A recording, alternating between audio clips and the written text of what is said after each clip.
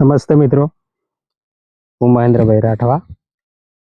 મિત્રો, ઇઝરાયલ અને ઈરાનની વચ્ચે જે યુદ્ધ ચાલે છે અને એના લીધે પેટ્રોલ અને ગેસની અછત હવે ધીરે ધીરે ગામડાઓમાં પણ થવા લાગી છે.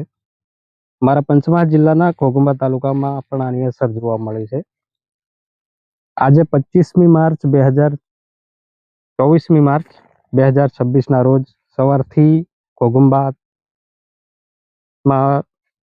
3-4 પેટ્રોલ પંપ છે, ત્યાં સવારથી લાંબી લાઈનો હતી, પણ બપોરે લગભગ 12 વાગ્યાની આસપાસ ઘોઘંબામાં આવેલા 4 પેટ્રોલ પંપ પર પેટ્રોલ પૂરું થઈ ગયું છે. હવે ત્યાં પેટ્રોલ પંપના સંચાલકોને એક સવાલ કર્યો કે પેટ્રોલ ક્યારે આવશે, તો કે સાંજ સુધીમાં આવી જશે. અમુક પેટ્રોલ પંપ વાળા કે કદાચ રાત્રે આવે,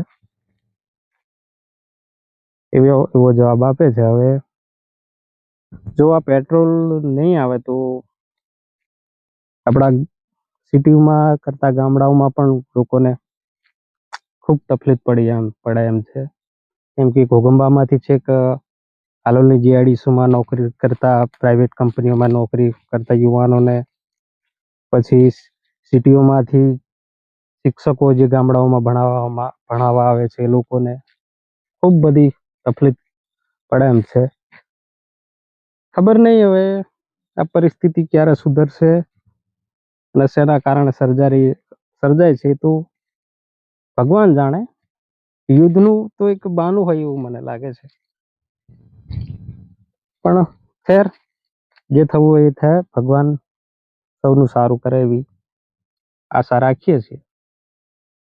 તમારું શું કહેવું છે કોમેન્ટમાં જણાવજો. જય જોહાર, જય ભવાની.